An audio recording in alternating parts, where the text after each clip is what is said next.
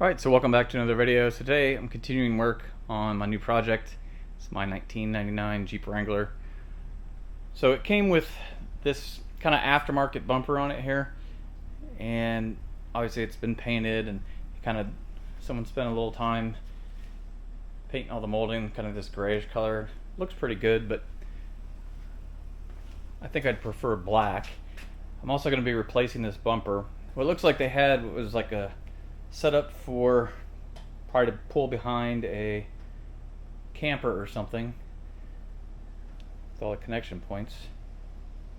And this is an aftermarket bumper. Like I said, I kind of like the rock crawler style bumper with the winch. So what I'm going to be doing today is installing a winch on a Smitty built rock crawler bumper, getting rid of this one. It's actually really easy. Kind of got ahead of myself, and I wanted to see how stuck these bolts were going to be. So there was two on the top on each side. It's this T55 Torx bolt, and there was one that came up from the bottom. The bottom one was more rusted. Put a little PB blaster on there, hit it.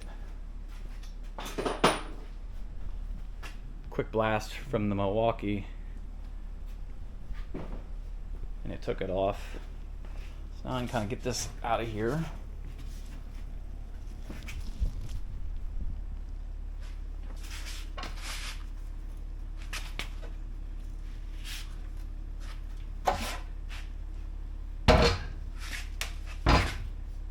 Looks like they added some sort of, like I said, another attachment point through this bar. I think that's going to be in the way of the new bumper, so I'm going to pop it off.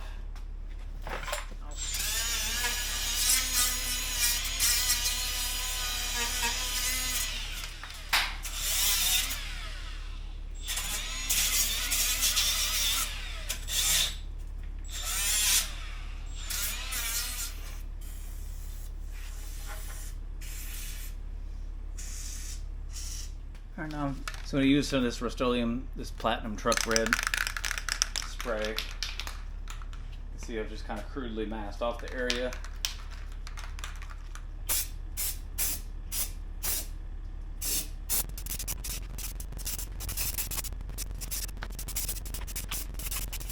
Make anything look good with a little bit of black spray paint.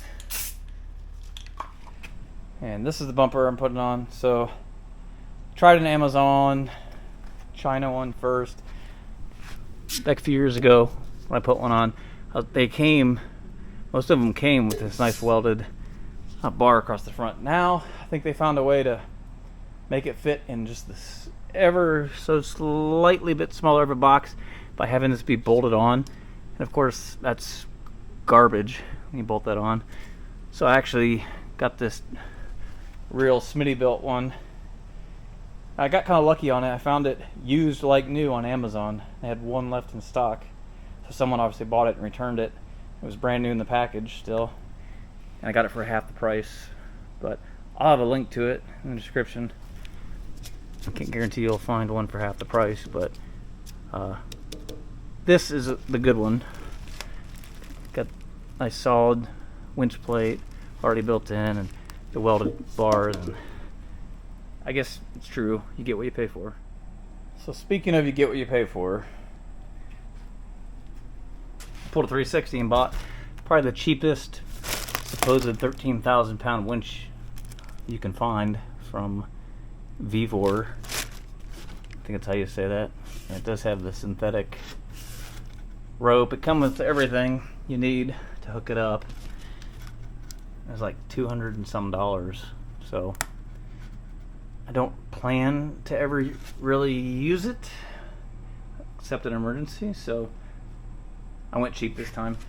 So we're going to put that cheap winch on this expensive bumper first, because it's a lot easier to put it on the bumper first, as long as you got two people to then lift the whole thing into place and then bolt the bumper on. And so this is how the bed liner finish kind of turned out on the fender.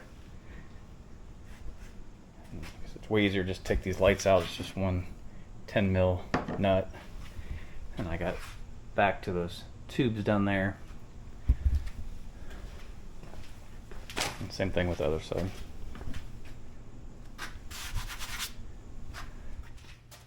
see. It's kind of only makes sense to go.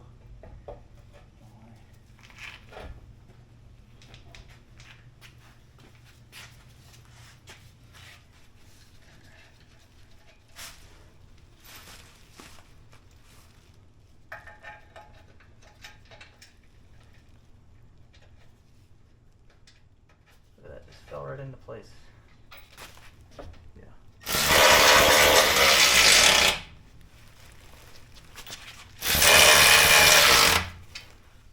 Alright, so I got the winch all done. It's pretty much wired up. I just have to add one more thing. I'm going to put this Blue Sea battery disconnect switch. I like to be able to make sure you can cut power to it. So I'll put that near the battery. Made all the connections. Got the positive and negative that run up through here, and they just run along to the battery there. Also took time just to do an upgrade on the wheels and tires.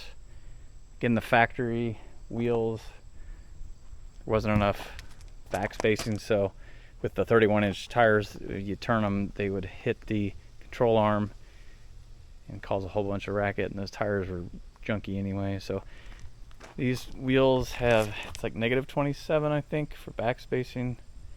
They're ion alloy. I use those a lot on Jeeps. And I put these Goodyear Wrangler Duratrack 31s. So stock, no lift. Kind of like the way it looks. Just kicks them out a little bit more so they don't rub. Just a little bit of a visual upgrade for the Jeep. Next on the project is address all this. They had this like stupid diamond plate in places for no reason. There's not even any rust under there. The only rust on the Jeep is on the back bumper here.